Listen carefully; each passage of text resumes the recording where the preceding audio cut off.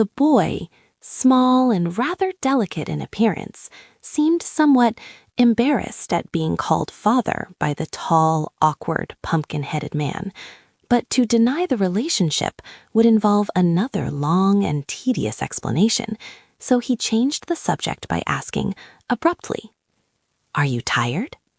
"Of course not," replied the other. "But," he continued after a pause, "it is quite certain I shall wear out my wooden joints if I keep on walking." Tip reflected, as they journeyed on, that this was true. He began to regret that he had not constructed the wooden limbs more carefully and substantially. Yet how could he ever have guessed that the man he had made merely to scare old Mombi with would be brought to life by means of a magical powder contained in an old pepper box? So he ceased to reproach himself and began to think how he might yet remedy the deficiencies of Jack's weak joints. While thus engaged, they came to the edge of a wood, and the boy sat down to rest upon an old sawhorse that some woodcutter had left there. "Why don't you sit down?" he asked the Pumpkinhead. "Won't it strain my joints?" inquired the other. "Of course not. It'll rest them," declared the boy. So Jack tried to sit down, but as soon as he bent his joints farther than usual, they gave way altogether, and he came clattering to the ground with such a crash that Tip feared he was entirely ruined. He rushed to the man, lifted him to his feet, straightened his arms and legs, and felt of his head to see if by chance it had become cracked. But Jack seemed to be in pretty good shape after all, and Tip said to him, "I guess you'd better remain standing hereafter. It seems the safest way." "Very well, dear father, just as you say," replied the smiling Jack, who had been in no wise confused by his tumble. Tip sat down again. Presently the Pumpkinhead asked, "What is that thing you're sitting on?" "Oh, this is a horse," replied the boy carelessly. "What is a horse?" demanded Jack. "A horse? Well, there are two kinds of horses," returned Tip, slightly puzzled how to explain.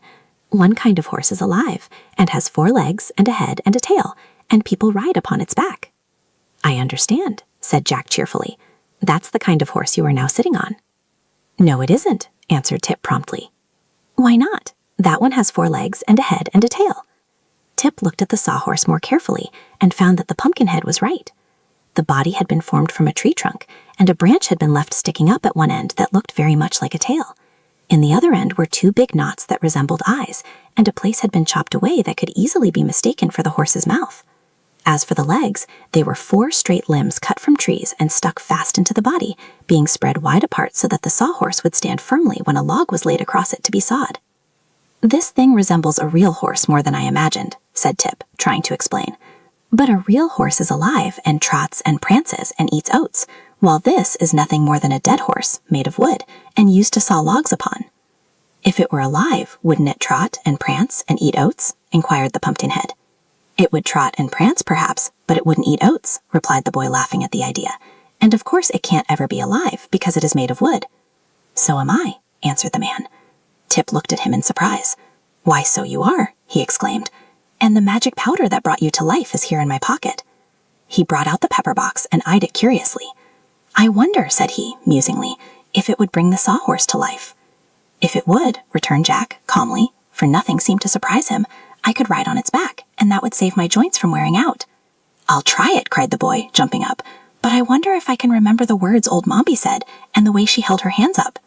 He thought it over for a minute, and as he had watched carefully from the hedge every motion of the old witch, and listened to her words, he believed he could repeat exactly what she had said and done. So he began by sprinkling some of the magic powder of life from the pepper box upon the body of the sawhorse. Then he lifted his left hand with the little finger pointing upward and said, "We are." "What does that mean, dear father?" asked Jack curiously. "I don't know," answered Tip. Then he lifted his right hand with the thumb pointing upward and said, "Tia." "What's that, dear father?" inquired Jack. "It means you must keep quiet," replied the boy, provoked at being interrupted at so important a moment. "How fast I am learning," remarked the Pumpkinhead with his eternal smile.